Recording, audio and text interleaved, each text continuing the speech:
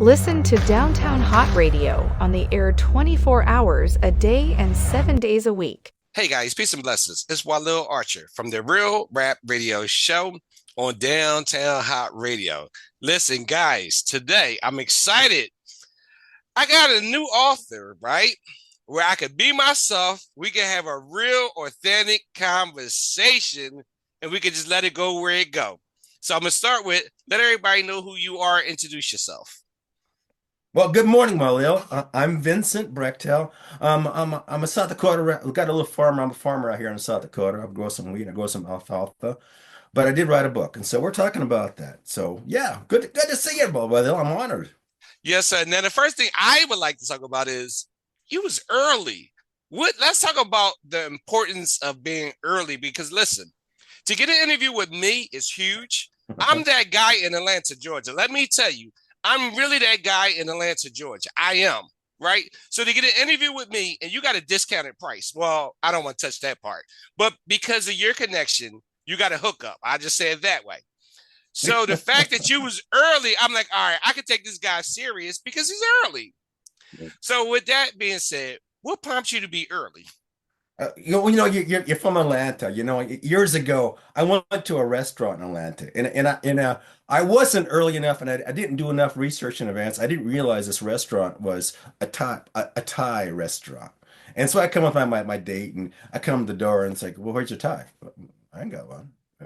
It would let me in. That's embarrassing. Anyway, so early, I guess that's just an example of it's being prepared. Being upfront and being early. Plus, it's disrespectful to be late. I'll be honest with you. Can I tell you the truth? When people ask me what's my price, I already know they can't afford me. So I just do it out of love and relationships and building. So when somebody's late, I really feel disrespected. I really do. So for you to say that, explain that, because I really feel disrespected because I'm not getting my full rate and you late. Yeah. Well, everybody around those we're going to meet. If you're late, you don't show them as being of value. It's like everybody is of value. We're all images of God, and there's not a one of us around us that's more important than the people we're going to meet. For heaven's sakes, I'm not more important than you, Walil Archer. I'm just another guy. So your time is important. Your presence is important, and hey, I'm honored again. I'm honored to be here. So hey, cheers. I really appreciate that because if I feel like if I have to tell you who I am, then it's not going to be like if I have to tell you who I am and you don't know the value that you have with being on my network. Because what I was going to tell you is I work with 50 different radio stations. So if you wanted a specific demographics, whether it's a mixed relationships, because we talked about you having a mixed relationship. Whether it was a different nationality, whether it was a different language, I'm connected with over 50 different radio stations. Yeah, that's impressive. Now, Downtown Hot Radio is my home radio station. That is the primary one that I really speak on. That's the brand. I don't want to confuse people with all these different radio stations. But if you want satellite radio, I got you. If you want FM, I got you. If you want AM, I got you. If you want gospel, I got you. I am really the real connect when it comes to radio, not podcast. Okay, you can feel me. You can pass me on that. Yes, not podcast. Podcast is podcast. I'm radio. Radio and podcast is not the same. So with that being said, I'm not going to bore you with. Well, no, help me know what the difference is between radio and podcast. Help me know what the difference is. I don't really know. Respectfully, right? This is the best way to say it. When you think in terms of podcasts, think in terms of audio and visual. Visual being you can see people. Sure. Okay. When you think in terms of podcasts. When you think of radio is audio. Sure. So as you can see, our video may not really be really what it is because we're on Zoom and stuff like that. Because my primary focus is audio. The premise of this here is audio. Okay, that's good to know. Okay. If I want to send you the satellite radio, FM, AM, it's radio. It's not podcast. Podcast is more so internet, gotcha. YouTube. It's still effective. but it's not Oh the same. yeah, oh yeah, oh yeah. No doubt about it. When I was a kid, me and my brothers, we used to listen to this radio program. It was an AM radio. It was back, wasn't, I'm older than you probably think I am. Anyway, back years ago, we used to listen to this AM radio station. And there was, what was it called? There was like a story. There was a story. It was an audio story every night. We used to be fascinated by it. It was, and it was effective even back then. Plus, of course, that's where we get our music from. We pick up our artists we like to listen to. We get them from the radio, so it's all good. Yeah. All right, let's talk about why you're here. Your book. You have a phenomenal title. I really, really, really was excited when I read that. Let's talk about your book. Introduce your title. Okay.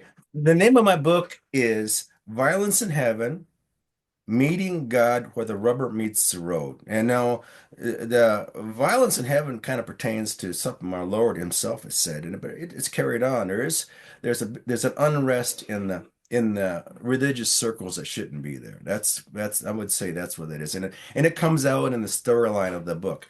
But also in the storyline of the book is truly it's God is working with the main character, which by the way is me, and I hate to even talk about that. I give him the main character another name, and now I want to continue on. That's when I'm in kind of a third party, if you will. But God is leading the main character through a number of encounters, both with God Himself in ways, incredible ways, and often with religious leaders in a way that God is revealing his how He feels about where the church is at this time. I want to go quickly to say, just kind of quick, cover that. Where the church is at is it's divided. It's divided in so many ways that it doesn't need to be because, quite frankly, I'm not saying that all the churches everybody has to go to the same title, the same shingle. No, it's that we often the different faiths, they're going to burn in hell because they're not us, and it's not that. No, where if you believe in the Father, the Son, and the Holy Spirit, and you love one another as you love yourself, you know what? We're all going to be in heaven. There's only one door. So there's no reason to be fighting. And in fact, some of the bigger faiths, the Roman Catholics particularly, and I don't want to down them too much because frankly, I go to a Roman Catholic church, but I'm also Orthodox Catholic. There's just no Orthodox Catholic churches in this town, and the Holy Communion is important to me. So with that said, but meeting God where the rubber meets the road, God will work with us wherever we are if we're willing to listen to Him, and take time, take a moment, step back, and really listen to what He has to say. Look where we're at and listen to what He has to say and be willing to say thank you regardless of what we encounter because he's trying to lead us forward in the best possible way. So true. So true.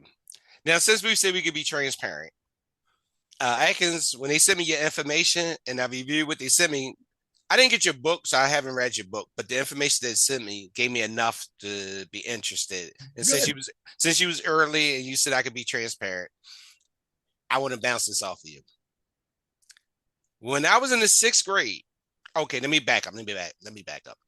When I was in the 3rd grade in Catholic school, I started asking questions. And as you know, that's like forbidden. You shouldn't ask questions.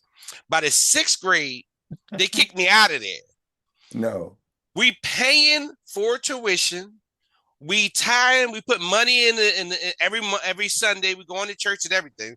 But I had questions. They said I was only allowed 3 questions. 3. My parents paying top dollars for education in Catholic school. I'm only allowed 3 questions. They kicked me out. What were these questions? I'm gonna answer that, but they labeled me as a troublemaker. But my question was, and I don't know if I really should do that because I don't want you to try to answer it. But no. Go throw it at me. What's good? It's all good. You're not gonna topple nothing, man. Yeah, but I want to be mindful of your interview and not make it about me. I don't want to steal your interview. I don't want to do No, that. but you know what? I would tell you what, it is about you. It's about us. You know what? God is trying to work with all of us, and He wants us to work together. That's what it's all about. He wants us to work together. And I don't know what questions but the fact that they kicked you out, and that's you see, in this book I talk about my granddaughter. See, I was taking her to a First Communion um, study, a first community class, and she's went to this every week for months. And but because I remain an Orthodox Catholic and didn't register with their church, when it come time for First Communion, they didn't let her even let her know that. And she went to all the classes. I took her to the Roman Catholic Church on Sunday mornings to Mass. I went both the Orthodox Catholic Mass, and then I took her to the Roman Catholic, took my granddaughter to Roman Catholic. That's where her mother wanted to go to the Roman Catholic. So that's why I went. So she went to all the masses, she did all the classes. But when it come time for First Communion, they did not call her to let her know they was doing it. They did it on a Saturday, not on an odd day. They didn't let her know in advance. And and when she heard in church that everybody else had been received First Communion the day before on a Saturday, she was bawling because she was looking forward to it. She was looking forward to the bread of God. And she cried and was like, I was so embarrassed. And it's like, and so I went to talk to the instructor, the religious instructor. I said, what happened? How did this happen? She says, well, the priest said you were sensitive to refuse to join our prayers. Anyways, let's go back to you getting kicked out. It sounds very similar. All right, so I will put it this way because again, I don't want to dominate, hijack your interview because we got a short You're not time. getting nominated nothing, No, man. we got a short time here. So this is what I would tell you. After I got kicked out because I didn't have an Okay. option, they kicked me out of there. Now that I'm in public school, just so happened my best friend was a Muslim. His father was a big time radio personality, but we was best friends anyway. We lived in not a prestigious neighborhood, but we lived in a good neighborhood where we live with good people. So him Hmm. being my best friend, guess where I went? I went to the masjid now because I don't have no religion. Now I'm like sixth grade, so I'm like 12, 13. When he took me to the masjid, based off of what they was telling me, I had questions. No matter what questions I had, they had an answer and they was walking me the questions. I said, you know what? I'm going to become a part of this. I took my Shahada at 14 as a Muslim based off of them being okay with answering the questions. Now, here's the kicker. My grandmother was Baptist. So after Catholic school on Sunday, I had to go to Baptist church on Sunday. I had questions in That's Baptist beautiful. church. Listen, I had questions in Baptist Huh? church, and I would almost get hit, smacked, my knees, my grandma would hit my toe. Don't ask no questions. Why can't I ask no questions? I'm a kid. I'm Yeah. inquisitive about what you're talking about. But when I went to Islam as a Muslim, they had, whether it was right, wrong, and different, they had answers and they was welcoming. And that was when I was 14-ish, 13, 14, when I took my Shahada. I'm 55 and I still Muslim. Okay. Because Okay. even with the Jehovah Witnesses, when the Jehovah Witnesses would come to people's doors, they were hot. I'm like, wow, let's talk to them. They talking about God. I asked Jehovah Witnesses specific questions based off of what they say. Now they got to go in the Bible. They give me some kind of answer. I'm like, but that's not what you said and what I asked you. Well, if you could come speak to somebody else, you at my door. Don't come back unless you have the answer to the question that I asked you. That's your homework.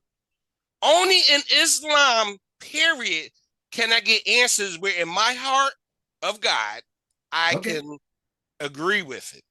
From Catholic to Baptist to Jehovah.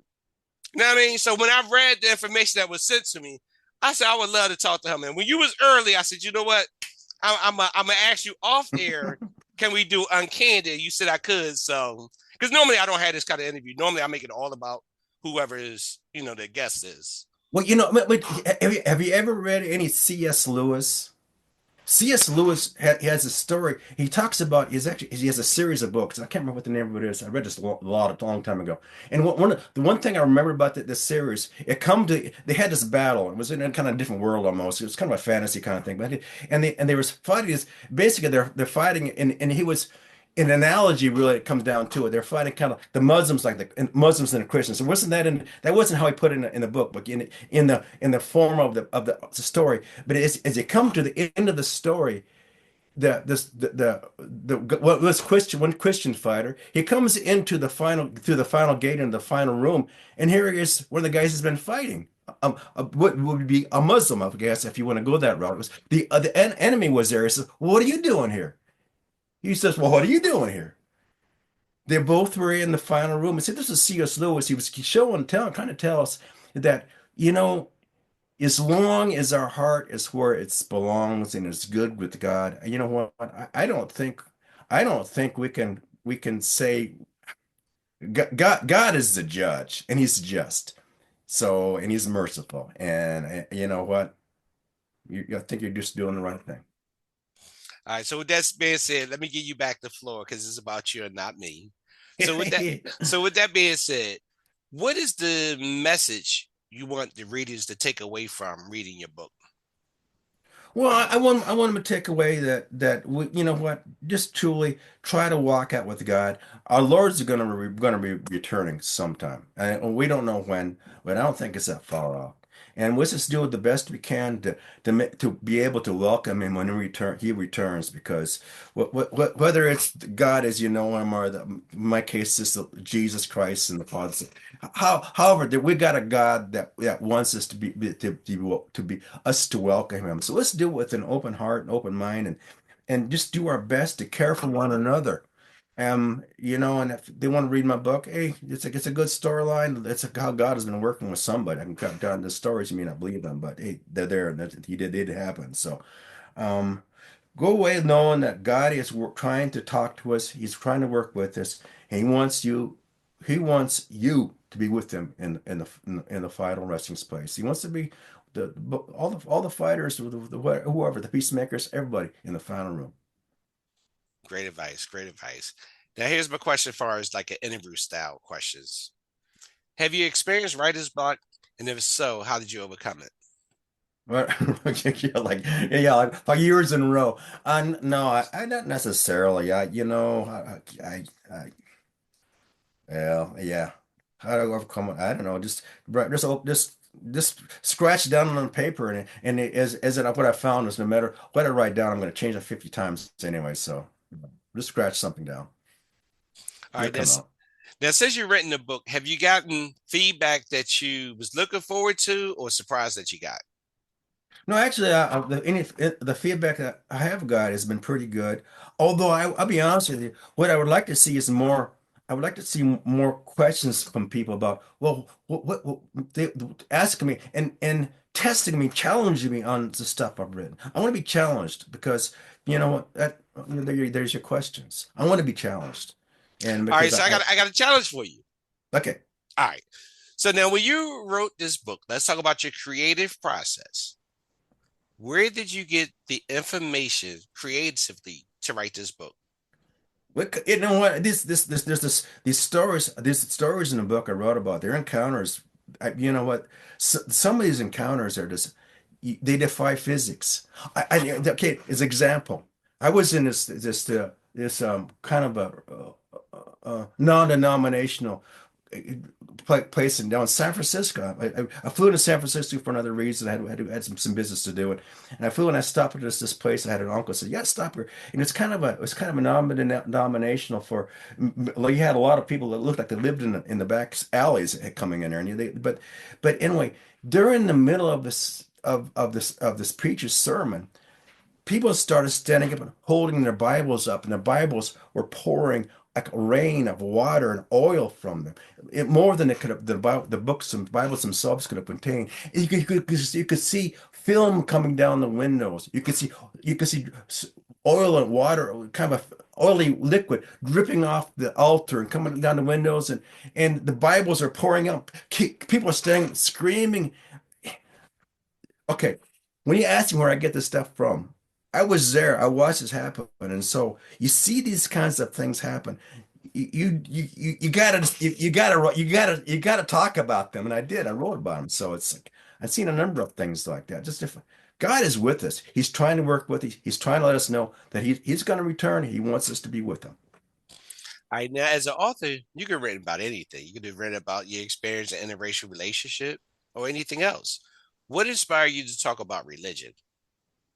Talk about religion.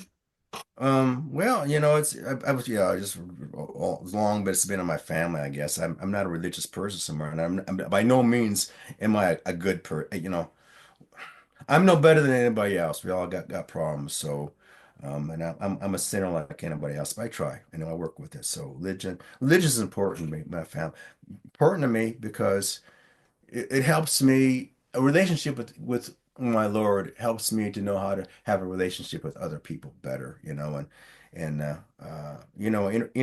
talk about interrelational. I've had a lot of black friends over the years. I've had a lot of white friends. I've had a lot of friends, and I get along generally pretty well with most people. And I think primarily because I understand um, through my Lord what I know of him is we just we all make mistakes. So when I encounter something that might cause me to stumble, some friend might drop on me, like, you know what? I'm no different. I'm going to drop at something similar on him, unexpected, unintentionally, and guaranteed. And so we just gotta love one another. That's all. Okay. That teaches us that. Okay. So as we begin to close out, any final thoughts, closing remarks? Um, Final thoughts. Yeah, just trust that our Lord is going to return. Expect him with a smile on your face because you know what? Yeah, Mhm. he's going to return regardless. So just say, God bless you all, man. All right. And before you go, let everybody know where they can find your book or purchase your book, excuse me, and find you on social media. Okay. You can find my website. It's violenceinheaven.com. I wouldn't mind go. It's probably good to go there and check it out. I got social media. Again, it's there's I got one on City of Books, which is the publisher of my book. The name of the book is Violence in Heaven: Meeting God Where Rubber Meets the Road. My name is Vincent Brechtel. You can find me at Amazon. You can find me in Barnes and Noble. You can find me in some of the local bookstores in different parts. I think there's even one in Atlanta now. I think about one of the bookstores that's carrying my books on their Oh, shelves. congratulations. And the ATL, congratulations. Yeah. Thank you. That's big. That's big. Atlanta's a huge, huge market. So congratulations. That's a big success. No, thank you. We do what we can. Yeah. Okay. All right, Vincent, I'd like to thank you for doing the interview today. Well, thank you, Walil Archer. Yeah, appreciate it. Thank you so very My much. pleasure. My pleasure. So that's my time today with the Real Rap Radio Show. And I'll see you guys next time with the Real Rap Radio Show with Walil Archer on Downtown Hot Radio. Peace and blessings. Amen.